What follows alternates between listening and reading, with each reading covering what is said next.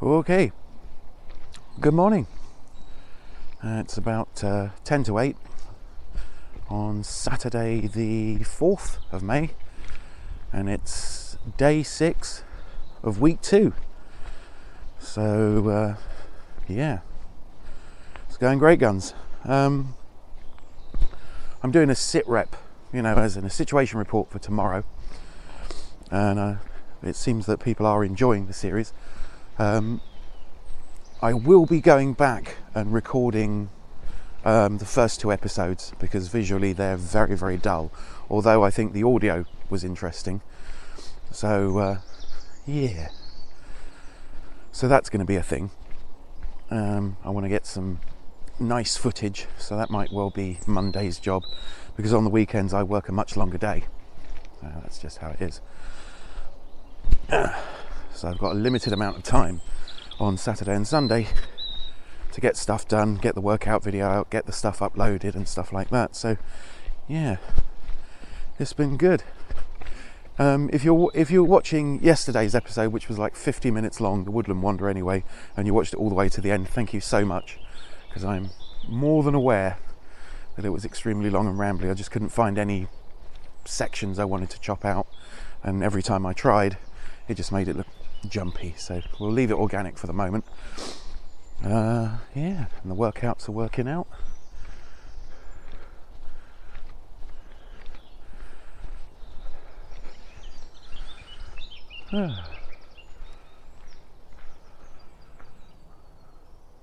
Let's go down here. Whoa. Bit of a scramble. Lots of baby beech trees in this little glade. Let's see if there's anywhere we can get to along here. I'll have a general look about, which is the fun. If you've got somewhere you can go and explore, even if you're in a very built up area, I bet there are interesting places to take a wander to. And this seems to be a bit of a track, so don't get lost. So what to talk about today? My morning routine is improved. I was awake, actually conscious before 6 a.m. this morning. Got up, did a bit of a stretch, did my meditation. I don't know whether you guys want to watch that.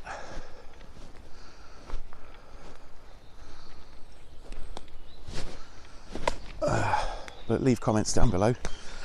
I think, just watching someone sit there for 5 minutes could get pretty tedious, says the man that recorded 50 minutes of him going for a walk and ranting. So the downside of that is that if you spend a lot of time recording yourself and just generally watching the stuff back and editing it, is that you do tend to talk to yourself a bit when you're out in public. So yeah.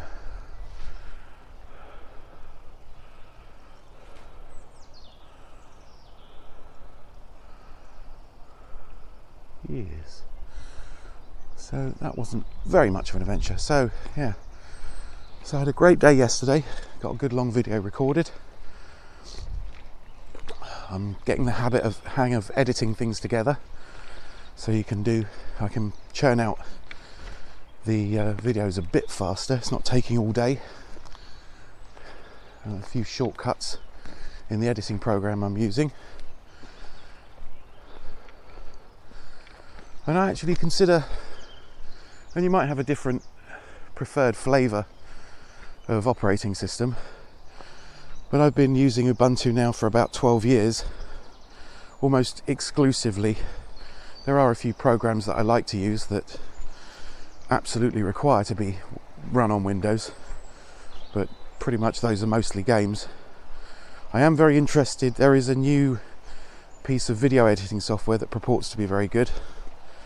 So I might be trying to use that, because I've got a couple of dual boot systems.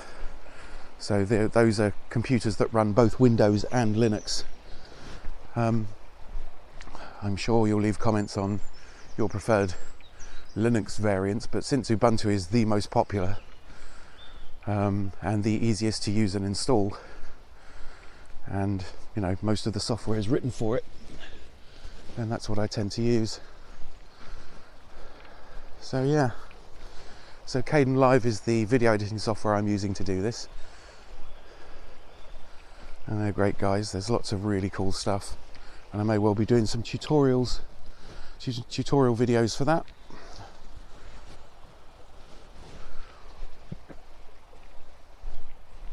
Anyway, so, and I got myself a powerful blender yesterday. It wasn't very expensive, about 35 quid,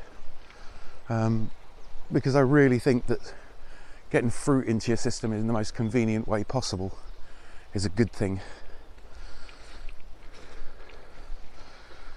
So yeah, bought some frozen fruit, and I'll be buying a lot more fresh fruit. But frozen fruit has the added advantage of it makes your smoothie extremely cold, but you do need a fairly powerful blender to render down frozen fruit. So yeah, had a celebratory smoothie when I got back, and managed to avoid buying ice cream and pizza for the first time.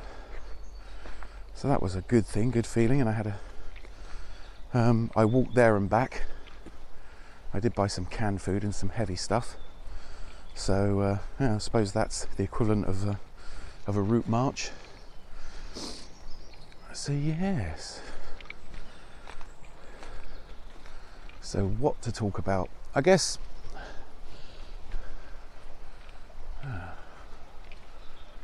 well, I'm not going up there after it's rained. That's far too much like hard work. And I was trying to think about something to talk about specifically on today's vid, and I'm trying to keep it short-ish because time is a factor, and I want to get it edited and uploaded and rendered and stuff like that before I go to work. So yeah, getting up early is a good thing if you can do it. There's no point getting up early if you're only getting like 4 hours sleep, because that will just make you even more unhealthy and less into making the long haul commitment to being healthier. Yeah, it's far better that you concentrate on not a diet, but your food intake, and start creating a habit of eating better and more sensibly. But the weird thing is, if you're doing exercise, one thing I found is you just look at stuff and you think, nah, I don't actually want it. Like, I don't crave ice cream, I don't crave having a pizza. Last night I made a dish called kedgeree, but I made my version of it, which is essentially boiled rice with cream of mushroom soup added to it, and a can of tuna and a couple of hard-boiled eggs, all chopped in, plenty of pepper added, a bit of sriracha if you want to. But you mix all that together, and while I was doing it, I was thinking about the financial aspect, and I totted up the cost of making a can of like a big pan of kedgeree, which ended up being about 4 servings. So you can put it in the fridge and eat it later, and it's just as good for breakfast as it is, for your evening meal. And it worked out that 4 portions of that came to a grand total of £1.25, or if you're in America, $1.50, or if you're in Australia, a little over $2. And it's really tasty, and it literally ticks all the boxes. You've got protein, carbs, tastes great. You've got pepper in there. You probably add herbs that are known to make you feel more alive, like cayenne and stuff like that, or paprika, to sort of like bolster your immune system. I've not tried it with garlic. I think the fish and the garlic might clash. So yeah, you're looking at about 30 pence per meal, less the cost of cooking it, which is sort of like plays nicely into the whole financial thing. If you can make 2 evening meals at least, and you're having kedgeree, A, it's good for you, and B, it's cheap. So it got me thinking on to how to make other things cheaper. So yeah, probably porridge. I'm gonna, because your health and your mental health, the finances of it, it's quite important. There's no point, if you're anything like me, if you don't have a lot of money and you're trying to get yourself sorted out in as short a time as possible, there's just no point in spending loads of money. I mean, I did splurge on the blender. I had one of those blenders a while back. I got it for a really good price, I think about 20 odd quid. But I managed to burn it out and I lost the receipt, so I didn't get to take it back, and they've stopped stocking it, so I wouldn't have got another blender anyway, and that was about a year ago. And then I noticed that this cheapish 1 kilowatt blender,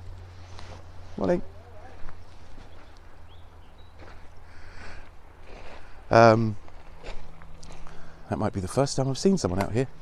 So this cheapish 1 kilowatt blender had exactly the same blender cups that you put the stuff in and then you whiz it in as the previous one.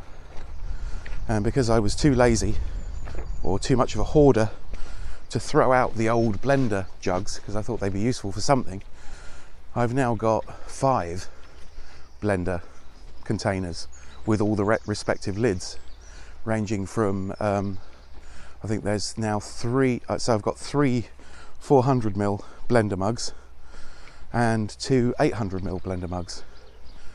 So I'm wondering if there aren't some healthy soups that I can put together.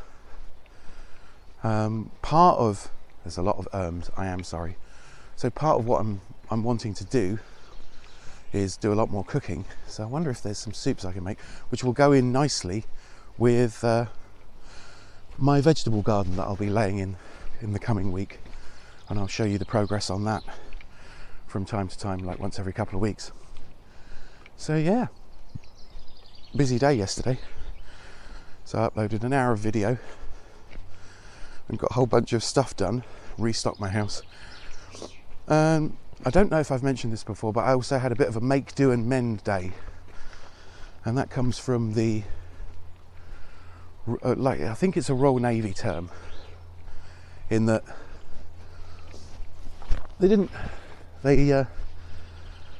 although they sailed pretty much constantly,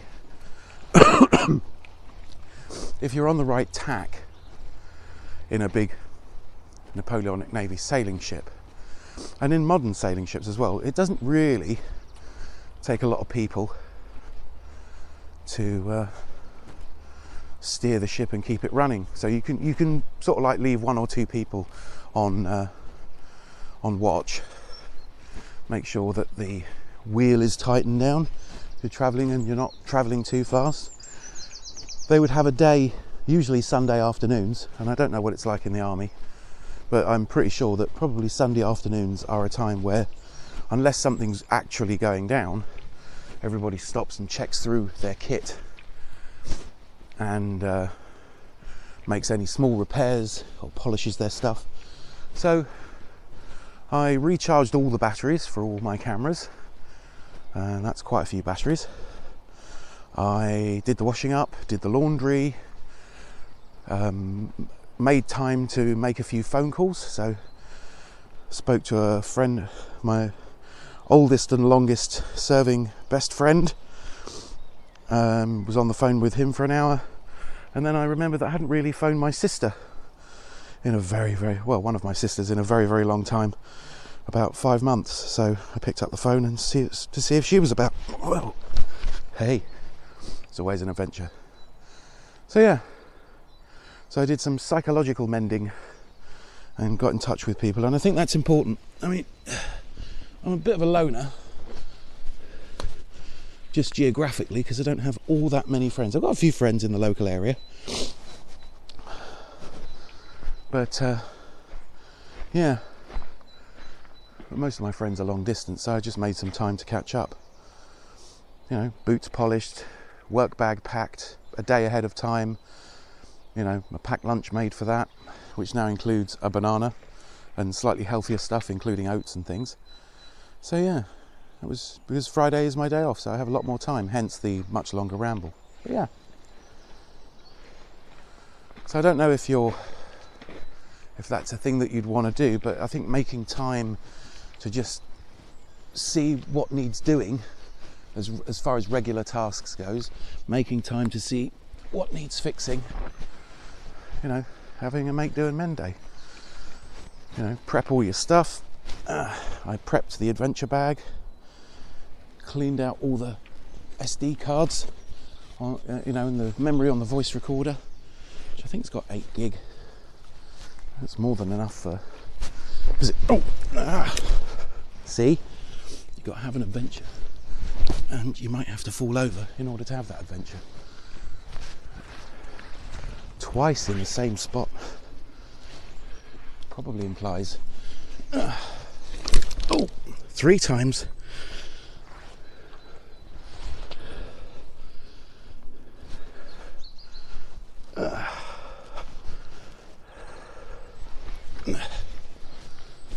Three times in the same spot. That implies I'm not learning. Bear with me. It's muddy. There's nothing wrong with going and playing in the mud.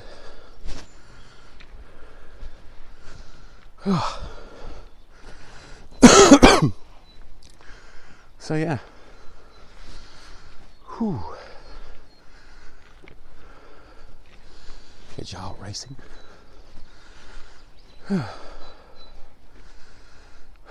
So,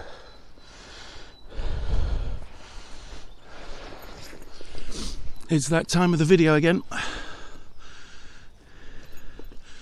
The world famous misanthropic god's litter pick.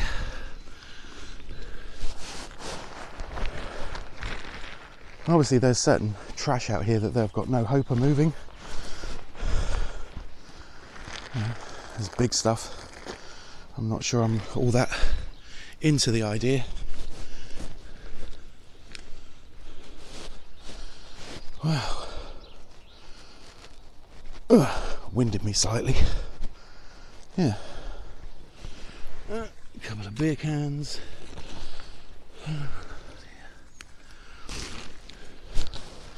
I don't know if people come out here specifically, you know, for a walk and then decide to have a beer and then can't be bothered to take the cans back. But I don't suppose it's remotely good.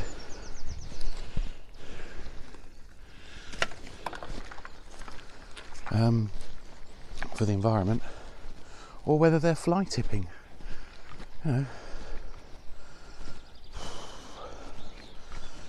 See the rubbish down there. Why? You know, it all seems to be junk food, or, you know, sort of pocketable stuff. But why would you do that? How? You know.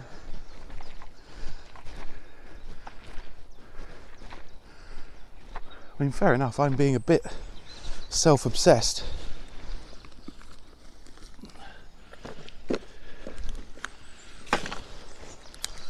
You know, doing all this self-improvement malarkey. But it reminds me of something in Starship Troopers where they, one of the people in his platoon, who he never sees, never meets him, never meets this guy. This guy signs up to the mobile infantry and then never shows up. And there's no real punishment for signing up and going away, apart from theoretically there's 50 lashes in the public square, and you're never allowed to join the mobile infantry ever, or you're never allowed to go for citizenship ever again. Now, if you haven't read Starship Troopers, the citizenship is you have to serve your nation in order to be regarded as a citizen, which is a little bit fascist. Heinlein was madly criticised for it. It was like, 50 light lashes in the public square and sort of like public humiliation for not serving his country. But they never ever hunt down the people that don't turn up, because it's sort of like, you're essentially a fugitive, legally speaking, and it's just too much hassle. You can't get normal jobs if you're technically AWOL. You can't have a bank account, you've got to work cash in hand, you've got to live on the fringes of society, or you can just take your 50 lashes and get it over with and be, a member of the community, albeit one that can't vote or be a citizen. So, but yeah, so it's actually reasonably good exercise. That doesn't feel too much like exercise, it's more like a task, picking up litter. So anyway, they find this guy,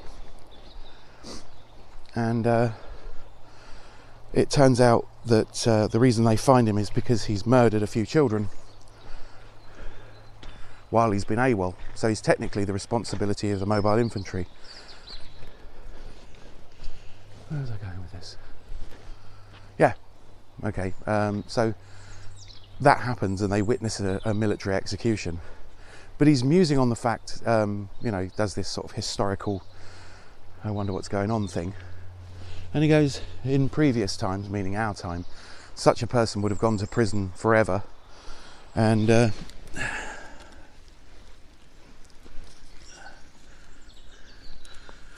probably received psychiatric counselling as a result, claiming that he was ill, mentally speaking, in order to commit those crimes. And he muses on the fact that, he doesn't believe it's illness. And even if it was illness, what if you did get cured? What if you suddenly came out of a fugue of mental illness and somebody told you that you'd murdered a child when you were well, like when you were, mentally in a state to understand it? And he said, so what would happen to that person if they were mentally well and they realised they'd caused the death or actively murdered and kidnapped a child? And, what would you do if you were a right-thinking person, you realised that you'd murdered a child or tortured a child to death or abused a child? You'd probably end up committing suicide. And I don't mean it's as heavy as that for littering, but if you did, what if you were like a habitual litterbug? And you were leaving stuff all over the places, destroying your local woodland, causing poisons to leach into the earth and do all sorts of untold damage. And then later in life, you were cognizant of what you'd done and couldn't undo it. It'd really bother you. So I guess, but you could say that about anything, really. I think you have to have perspective. It does make you think, why would you do a thing that there's a good chance that later on you wish you hadn't done? I suppose that, sorry about the light, it's very dappled woodland, so the camera's probably freaking out and I probably look really dark. But yeah, so, and that sort of got me musing on a connected thing where, and I don't recommend this, it's not part of hero training, just a thing to muse on. Maybe it's a different approach that you can take if you were to step in and stop someone from doing something terrible.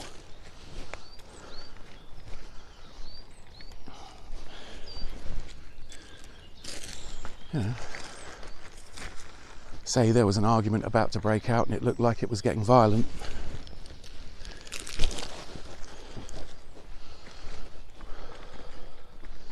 What if, you're trying to de-escalate the situation and you explain simply that you care about the person that's about to do the violent act?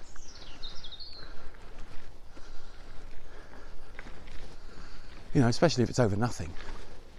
And you say, look, this is avoidable. I'm doing this for you, the perpetrator, of this about to be avoidable act, as much as I'm doing it for the person you were aggressing against. You know, how weird would it be if you went all, you know, Buddhist on it and said, the aggression you're about to commit will harm you spiritually or psychologically, or, you know, as much as that you... Oh dear.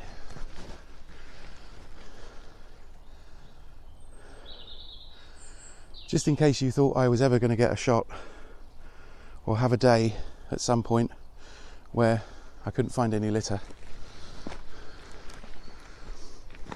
keep pushing that rock up this entirely non-metaphorical hill. So yeah, you know, what if you were able to look at it like you were interceding on behalf of the aggressor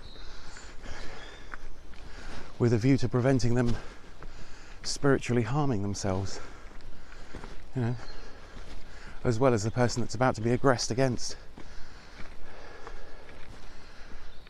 You get in between people and say, because I care about both of you. You, because you're going to do something that is at this point avoidable. Nobody needs to get hurt right now. You can just all walk away. And you're going to hurt someone. It's unnecessary. Anyway, with that thought and that interesting strategy in mind, don't do that unless you feel you've got no other choice. And then if you've got no other choice, you were going to do it or you weren't. You know, I've acted on it. Fortunately, it's never really escalated into violence. I think that's what the sort of hero I'd like to be. You know, I have both acted and not acted in those situations. And although acting was far more dangerous, it did a lot less long-term damage to my own opinion of myself. If you don't act and you see something going off, you feel diminished because you thought you should have acted. You know, but if you do act, you stand a reasonable chance of getting a punch in the face or worse. So I think eventually, once I'm fit and I'm well nourished and I'm psychologically much better, I think I'm going to do some martial arts. So this series, I think, has got legs. I don't think it'll ever go down. I think, as in, I won't have anything to do. You can always stand to do a bit of self-improvement. But yeah. So I'm going to leave it there. Hopefully it's not too long a video. So thanks for watching and take care.